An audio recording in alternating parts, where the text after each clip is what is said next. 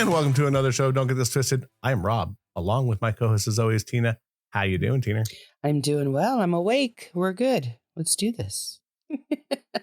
Yeah, better than the one that we already recorded last week that didn't work. Yeah, we're going to redo one for the first time. And I don't even know. I don't think we've ever redone one. You've always been able a long time.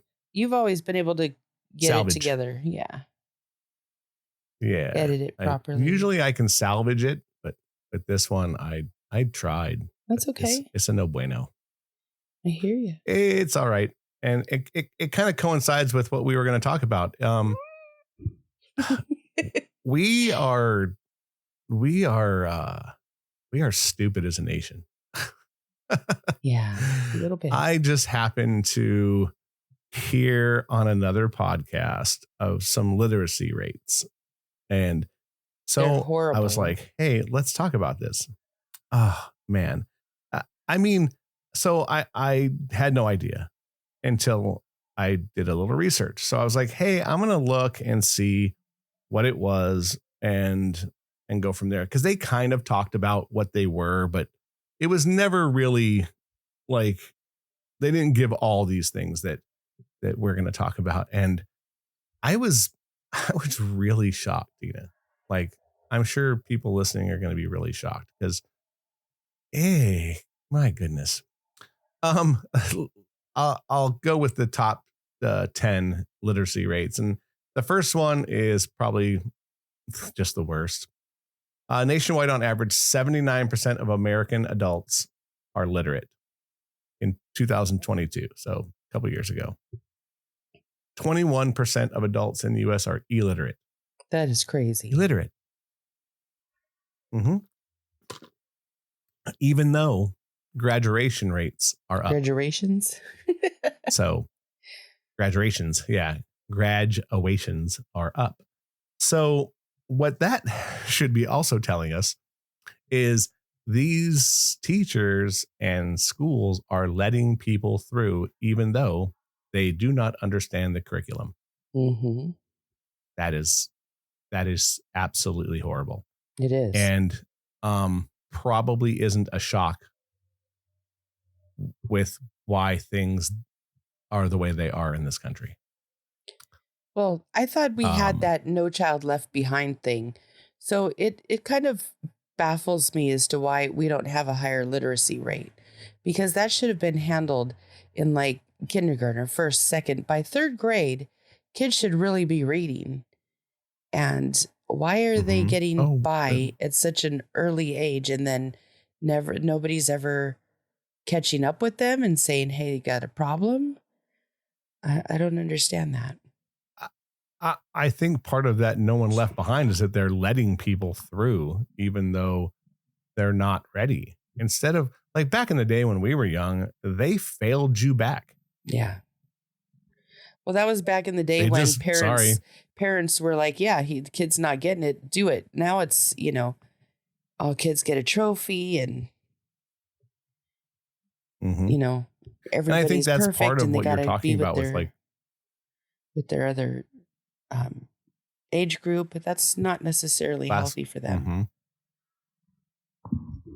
I mean, when you look at these statistics, it's a fact. Yeah. Right.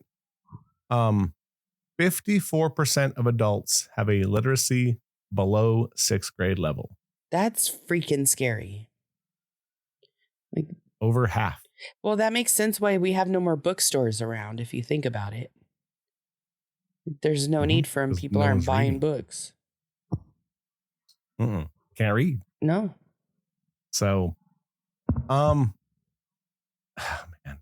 And I don't know how this one correlates, but it says low literacy rates end up costing Americans $2.2 trillion every year. I'm guessing maybe in subsidies of welfare, maybe. Possible. I'm assuming. Because if you can't get a job, you're going to go and ask the government for money. Right. I'm guessing. So it says 34% of people 18 and older with low literacy proficiency weren't born in the United States. Okay. That kind of makes sense. Yeah. I mean, we just have a very high rate of people who come here from other countries. We do. Not a shock. And them having low literacy probably isn't a shock either, because schooling in their other countries probably isn't the best either. Right. Let's see. There was one in here. So,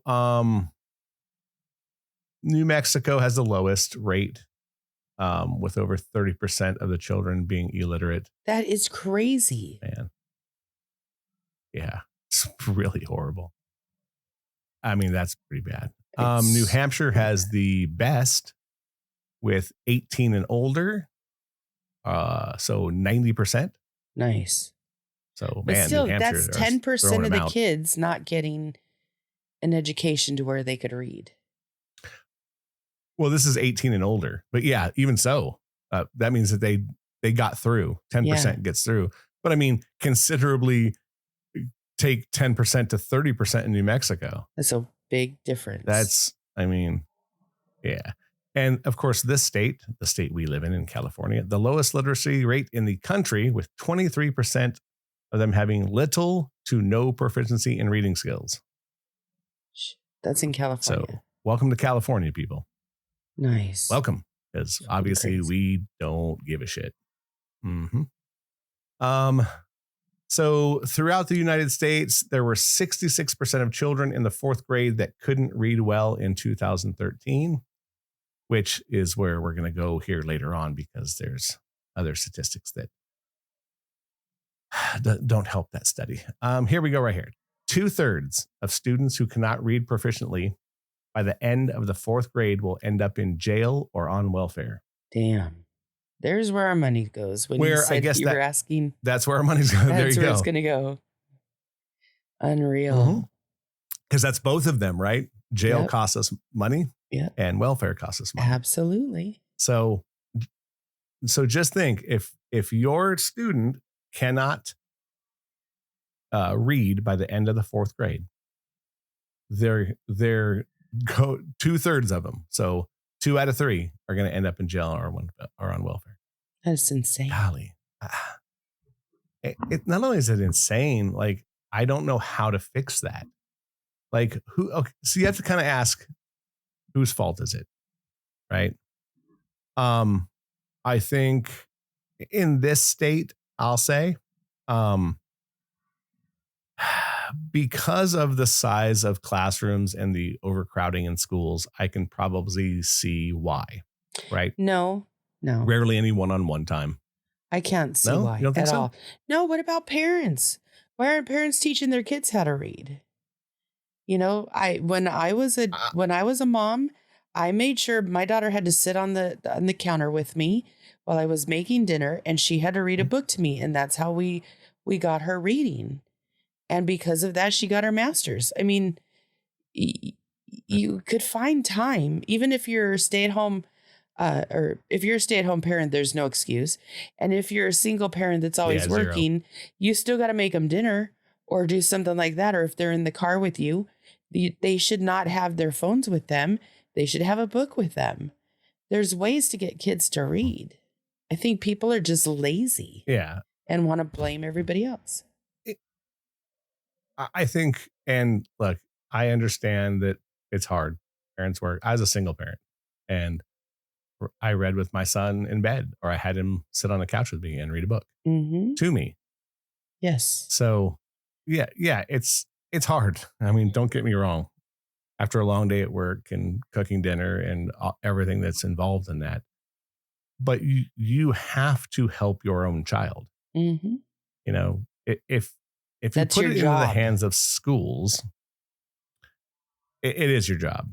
And here's the other flip side of that. If you put it in the hands of schools, they're going to learn what the school wants them to learn. And maybe that's not what you want them to learn. Exactly. So part of that is taking control. Because if you don't want the curriculum that they're teaching them, it might be a better idea for you to fix that. Yeah. Yeah. At least that's how I see it. Let's see. Based on research conducted, the reading scores for the majority of kids between the 4th and 8th grades were higher in 2027 than the scores made in 1992, though not higher than scores 2 years prior. So they're in 2017 much higher than 1992, which is not too far after we graduated. Right. But in 2015, they were way higher. So yes, the scores are higher, but that doesn't mean that the schooling is still good. It dropped after a 2-year period. Like, my problem is this, is that, we as parents need to take back the school system. Mm-hmm. People are complaining that our president closed the Department of Education. With some of these statistics that I'm seeing, it almost seems like it was the best thing to do. Yeah. Because it's not working. Well, when there's so much bureaucracy, how does it sounds like it's not trickling down to the kids. If we put power back into the school system that's actually doing everything, then maybe they'll fix it. But then I wonder. Mm-hmm. I think, look, the states having control are going to be good and bad. Mm-hmm. Right. In some states, they may want to teach things that you don't want your son or daughter listening to.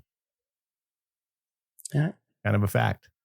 And in that case, move, because I think that's the best thing. Or put them in a different school. There's so many different ways to educate your children that you just got to find the one that fits your beliefs. Mm-hmm. I agree. I think private school is great. Look, growing up, obviously not a very religious cat, but, looking at the school system now, and I would definitely put my kid into a Christian school. Well, you don't even have to go into private setting schools. The bar. There's, they have schools for kids that learn differently. I was in magnet school. I went all through magnet school and I did very well in school because of it. Like, you could do that. You could homeschool if there's a problem. You just getting them out from one area to the next helps. Not every classroom, not every school is the same, but something's got to give. Yeah. I mean, once you see these statistics, I think something has to change. Oh, yeah. Period. And when it comes to other countries, we are so far back, right, in education that it's disgusting.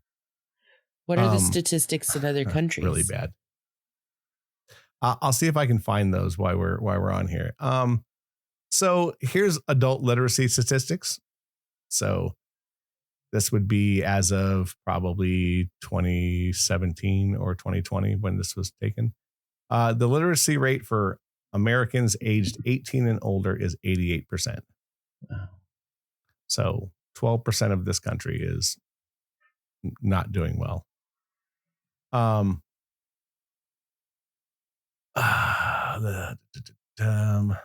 see. I had read one before. Okay, by country, our rate is, where is the good old US of A? United States is, yeah.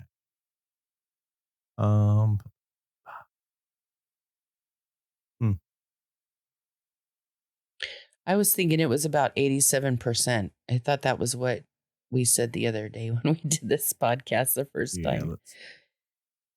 The first time we did this, before we had technical difficulties. 86%. You are correct. 86. Okay.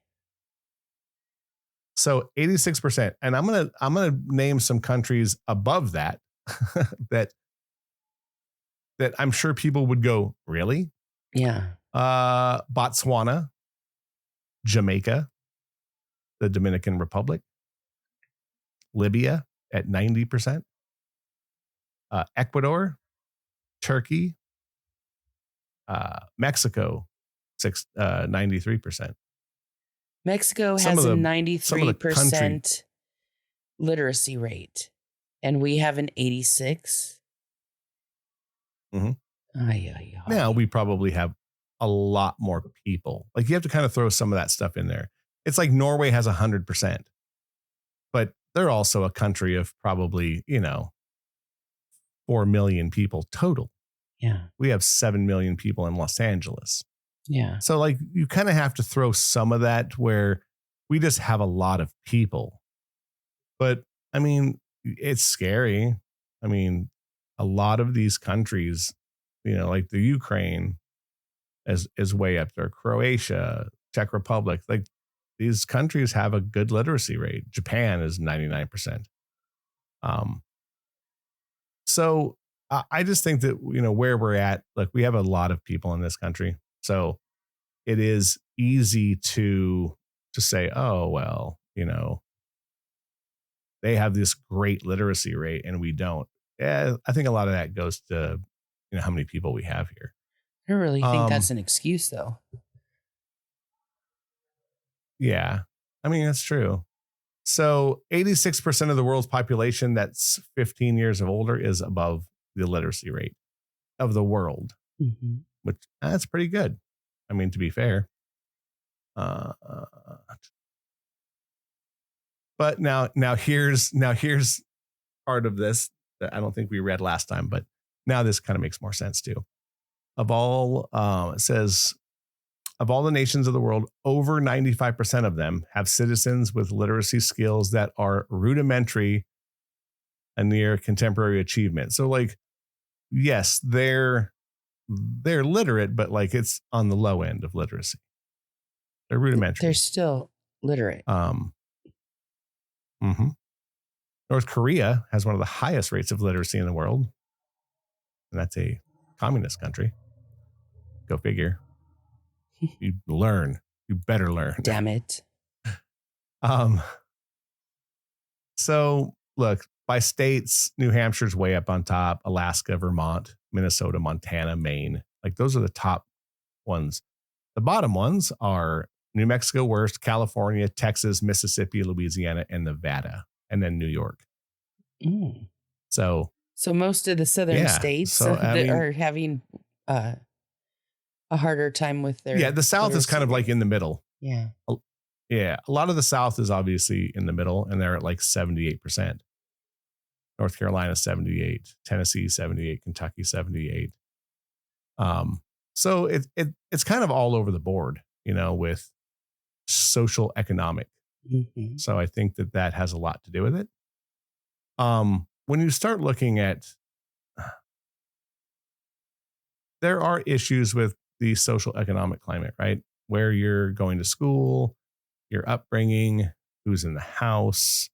There's lots of things that this really have effects on. So it looks like both men and women, or boys and girls, however you want to look at it there, the literacy rates are pretty close. Like women, it just doesn't say, oh yeah, it's the world. So 90% of men and 83% of women in the world as of 2020, which isn't too shocking for the women being so low because, a lot of countries you can't go to school. Right. So that would kind of make more sense. And obviously age wise, I think the older you are right now, like 65 and older on the planet, definitely way less literate. And 15 to 24 is way, way, way up.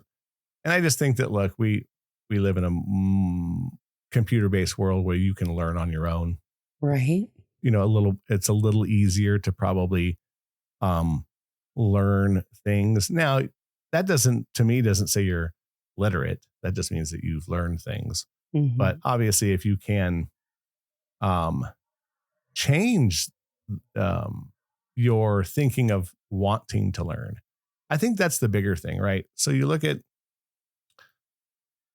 like, let's say California. just because it's home, right?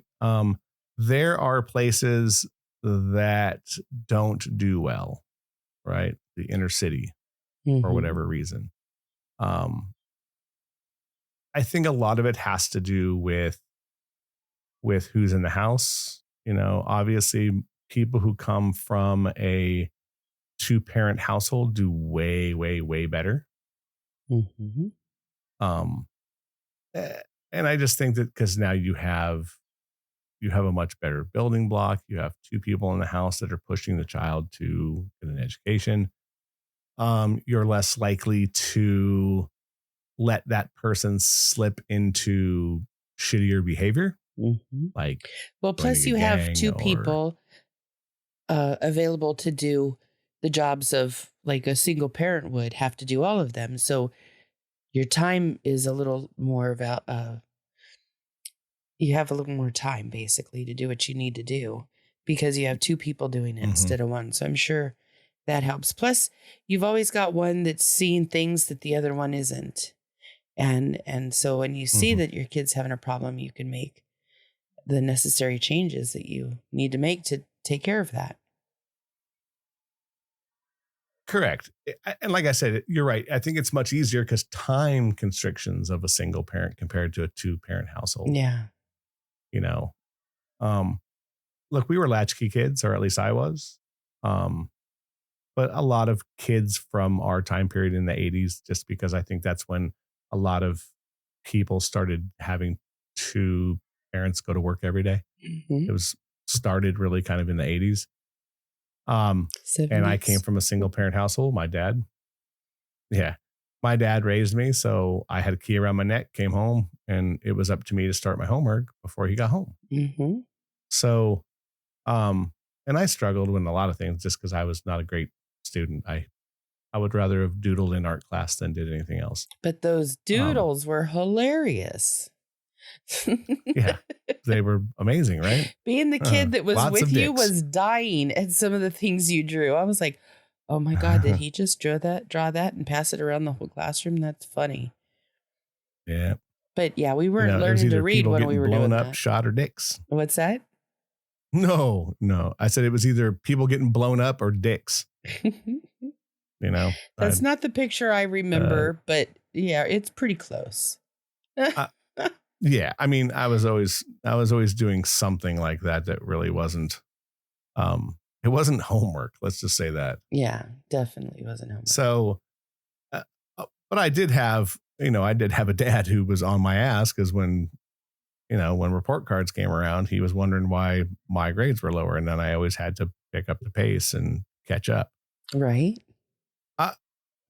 I just think that it's hard to look at some of these statistics and wonder, for one, how we get out of it. Teachers want more money, but they have shittier test results. So how do we hold teachers accountable as well to performance? So, it's like anything. It should they be looked upon like, hey, if my students get better grades, things look better, right? You get more money or whatever. There's got to be something, because we're not helping the situation. It's not, whatever's going on isn't working right now. Right. And no kid should be going. So maybe they just need more time to focus on the basics and trying to get that solid as a foundation before they move on. Maybe that's the kicker. I know when my daughter was in school, their homework was to read for a half hour every day. And I went one step further. I said, why don't you read to me every day and start there? Because once I got her really reading and understanding what she was reading, then she just flourished. But it was funny, even in high school, she learned how to read out loud because she had to read to me all the time. So I would hear her in her bedroom reading out loud and it would crack me up. But I was like, shit, she's reading, leave her alone, because that was a big task for her to take on at the time. She was not having a good time with that. So we just worked and worked and worked at it until she got it. But, now I've noticed in the past, 20 years is everybody's got their kids wrapped up in all the extracurriculars, from baseball or softball to art classes, to music classes, to all these different classes. And they spend so much time running their kids around when they should be staying at home, picking up a book and teaching them how to read. We leave our lives so busy that we don't have time for truly what is important. And that is connecting, having a safe place to be as a family, and, the basics of reading, the writing, arithmetic. They should be really proficient in those areas. And they're just not. But they could throw a ball. Right. You're right. I think that is part of the problem. Yeah, it totally is. I see that with my own friends. So locked up. Well, because we're trying to keep up with the Joneses. Our children a fun experience. I mean, look, everyone wants a fun experience. I think that's a great thing, but you also can't make it the only thing. Mm-hmm. I mean, look, I love sports, but there's you can't live your life through your child either. I think that's what a lot of people do. And look, if that's your thing, awesome.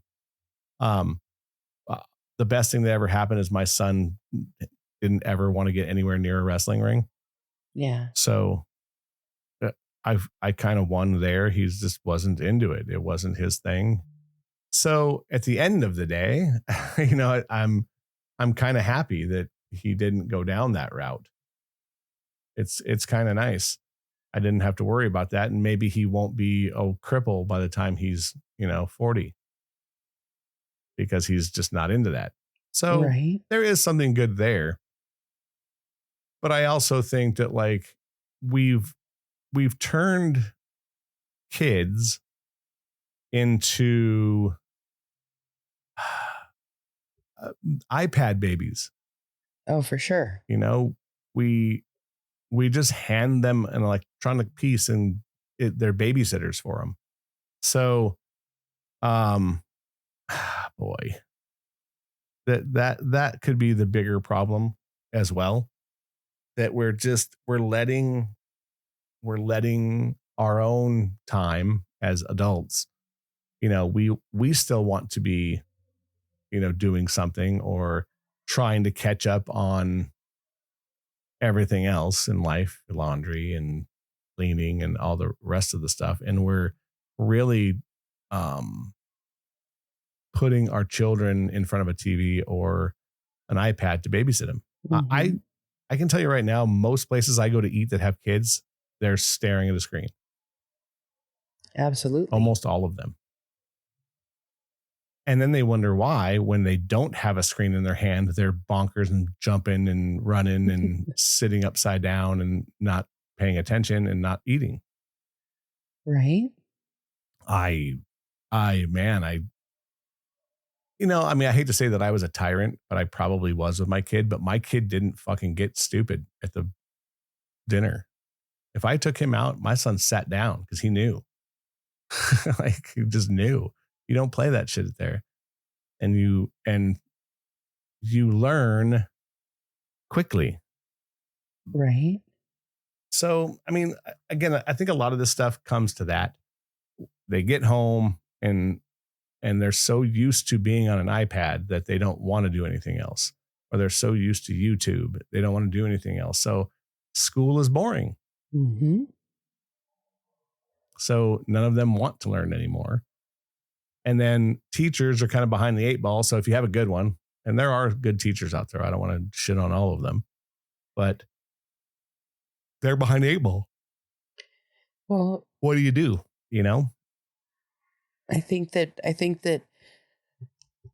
I believe that in most cases, from the teachers that I've come across and dealt with, the teachers are overwhelmed.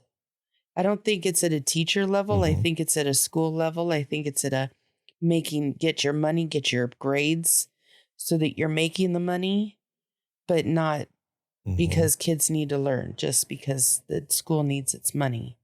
So I don't know. I'm having a hard time with that. They just want to make sure that your kid is going to school and they're there for attendance. So they get their money. Yeah. Because that's how they get paid. Yes. Yeah, that's how they get paid. So, I mean, boy, I just think I wish I had an answer for it because, we talked about it even on the first time we tried doing this and we still couldn't come up with anything, right? Like, what did we do? And I think school choice is big. And I know people hate that, but school choice is great. I think that if you want to send your child to another school that's out of your district and you're willing to get up in the morning and drive your kid and pick them up or whatever, however you need to do it, and you think it's going to be a better education for them, have at it. If the school in your neighborhood is shit, why would you ever send them? Right. It doesn't make sense to me. It's, so I think school choice is good. And I know people don't like that because not everyone can send their child. Well, no, that's unfortunate. Then if you can't send your child, you need to pick up the ball and run with it. You need to be the person making sure that they're getting an education and their teachers helping them and you're doing your best. And if your literacy is down, you find a way to have someone tutor them. Thankfully there's a lot of free tutors in the school districts and they'll find someone to help them. But I think you also have to be the person to really ride your child because once they get to a certain grade and obviously. Well, and look, the statistics show after fourth grade, if they don't have literacy, they're screwed. They'll never catch up. Fourth grade, like what year is that? Fourth grade is like what? 5, 9. Like that's 8 years old. 8 years old. If you're not reading at 8, there's a bigger problem. Yeah. And it starts at home. And like we talked about, if you're the person at home can't read, and obviously you look at the statistics, there's a lot of adults that can't do it. When I had adopted my daughter at 8 years old, she did not know how to read. But she did it. I mean, we got her there. It just took a lot of work.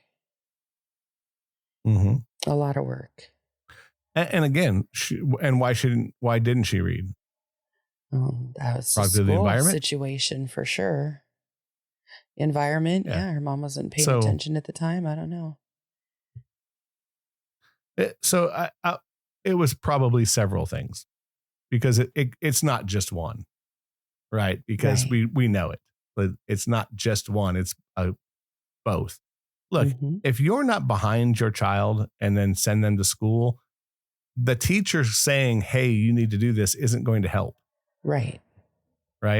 Because they're only going to want to learn if they want to learn. Right. So I think really putting a foundation of, look, you have to learn. I always tried to tell my kid, like, I want you to be better than me, not the same. Like one time he kind of got mad at me and he was like, I'm gonna make it and I'm gonna do better than you. And I was like, I hope so. I hope you do 10 times better than me. Please. Yeah. Yeah. I mean, that's reality of your child and you. I don't want you to be me. I don't want you to just get through life and do well or do okay or do enough. I want you to be able to enjoy yourself and do well and live a little better. Then not behind the 8 ball every week, hoping that you can pay the rent. No one wants that. Nobody wants that. Right. And look, I know people who've made it who didn't graduate high school. Yeah. Who've done well. Yeah. Gone off, have a career, some in the medical industry, and they want to get their GED. And I think that that's something to strive for. If you want to go back and get your GED to make yourself feel better, you should. But, obviously you have to, that person is literate. You have to do what it is to make you better. You have to feel good about yourself. And if you didn't graduate high school, I'd imagine you wouldn't feel very good about yourself because you didn't meet the expectation. So if you're not feeling good, that would be a great thing to do, just to say you did it. It needs to happen.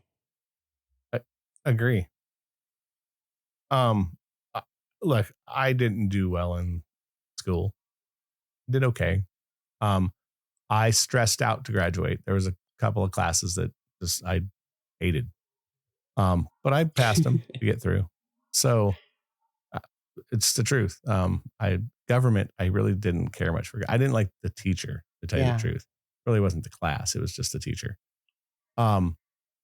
Which again, just goes to show you that that could ruin a kid. Mm-hmm. One shitty teacher could ruin you. So, and I think that you have, as an adult or your parent, you have to be the one person that goes, listen, it's one speed bump.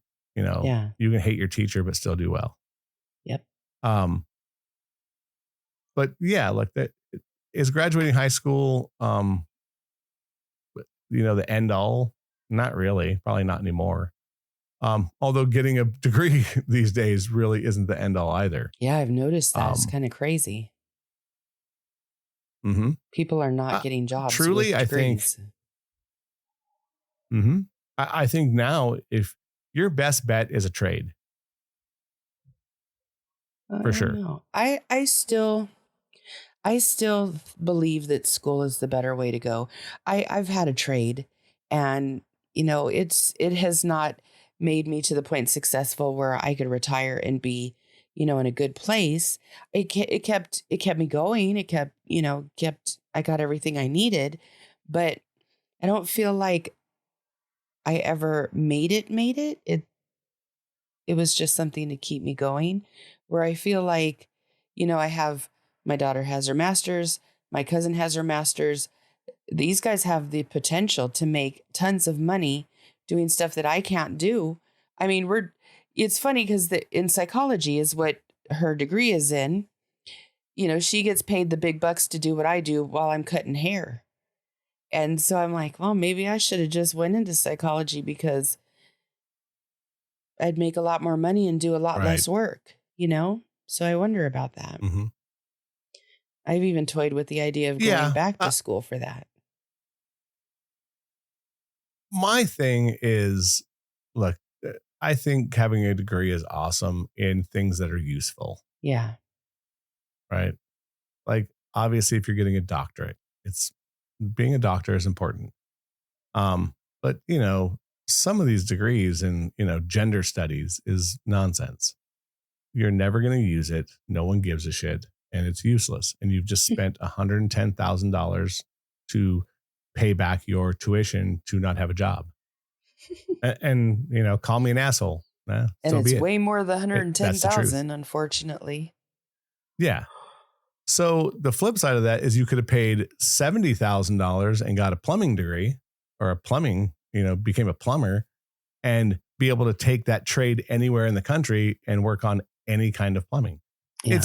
My thing with a trade generally is that it's a job you can take anywhere, which is huge.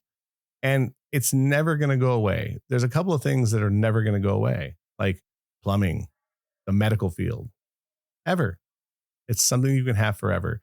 Being a contractor, being able to build a house, there's always going to be needs for these trades that are, again, outside the norm of most degrees. Yeah, a business degree is awesome. It is. And you can make a lot of money, but you're not guaranteed. Most plumbers come through, and if you can take that, you're going to start making money right away. Yeah. Even if it's on the low end of things. I don't know. I just think that we're at a spot where, for one, newer kids coming out of high school have no idea how to use their hands, right? Which is also a problem, I think. Well, that's because instead of them learning how to do art and learning how to play instruments, they don't have the finger dexterity to do anything other than press the buttons on their phone, which aren't even buttons anymore. Mm-hmm. There's no no, exactly. There's no exactly. There's no feeling to everything that these kids are going through. They literally are not feeling a thing, not even a push of a button. It's kind of sad. Yep. It's funny too, because my kid is a gamer and he plays on a PC. So he taught himself how to type. Oh, good. He never took a class in school to learn how to type. He's done it on his own. And I did read something the other day about dexterity and IQ. They said that people who are gamers are having much larger IQs and have way better hand dexterity because they're used to using their hands and fingers. So now, are you going to be able to put that to something else? That's the bigger thing. Can you take that and roll it into something different or something that'll make you money? I think, I think we need less games, but that's my own opinion. Well, games are great, but not video games. Like all the video games that I'm seeing kids come in with, and they're sitting in my chair and I'm cutting their hair while they're playing their game. They're violent. They're teaching things that kids already, they shouldn't even be put in a situation to have to deal with that on a daily. And yet they're playing it as it's something fun. Board games, cards, dominoes, backgammon, stuff like that. Why are they not playing those games? Why are they not getting interaction? Why is it just talking to somebody through a headset who is God know where, doing God knows what, and not getting interaction from family members and friends and people in the community that should be looking out for other children? I mean, I always did. I had my daughter's friends all the time, and we played Yahtzee and backgammon and dominoes and cards. And even with my friends, like that's how you connect with people. You interact and build a relationship, and you start to, have friendly competitions and stuff of that nature. Like that to me builds a hell of a lot better person than these video games that are stuck in everybody's hands. Yeah. I just think that the lack of social interaction is another thing that's huge, really degrading the intelligence of people. Yeah. It's too easy to type, with a phone that now fixes all the words. You don't need to know how to spell them. Mine needs to have an adult version because I'm tired of changing the word ducking. I'll tell you what to do when you get up. You need to do something about that. It shouldn't do that anymore, but it's still doing that. You may need to upgrade your iOS. Oh yeah, mine doesn't. Mine says fuck all the time. So that's good. Mine never even gives me an option. I think there's a setting where you can change it where it says it's okay. Oh, okay. But I mean, look at just in general, like you don't need to know how to spell. You just need to know sort of what it sounds like and it'll fix it for you. Yeah. So I think that's part of the problem. They've made things so dumbed down that now you don't have to learn. So if you had to write it down, you couldn't. Right. People, I mean, look, they don't even do cursive anymore. I know, that blows my mind. That again is teaching a child how to have like fine motor skills, and they don't even teach it anymore. My nephew cannot read a card at 19 years old that I wrote because I handwrite it. I was like, no, you're going to learn. Sit here and I'm going to teach you how to read this real quick. I mean, just think, I mean, that's kind of how some people think of, like, our Constitution is written in handwriting. Mm-hmm. If you couldn't read that, you don't know what the Constitution is. I mean, obviously you can look it up online and you can see it in plain text, but just think about things like that. We've dumbed people down so much. And it's funny to see, like, millennials and the new generation, they're like, why do you need handwriting? Well, it's like, because we know how to write. That's so why. that your fingers will work on little tiny things that need help. Your body needs help in doing them, like fixing a screw on your eyeglasses, or tweezing a hair out of your eyebrows. Those all take fine motor skills. Putting a thread through a needle head. Oh my God, that's a bitch even when you have them. Because I am using needles every weekend. Yeah. I use a needle every weekend doing the pine needle using the pine needle baskets.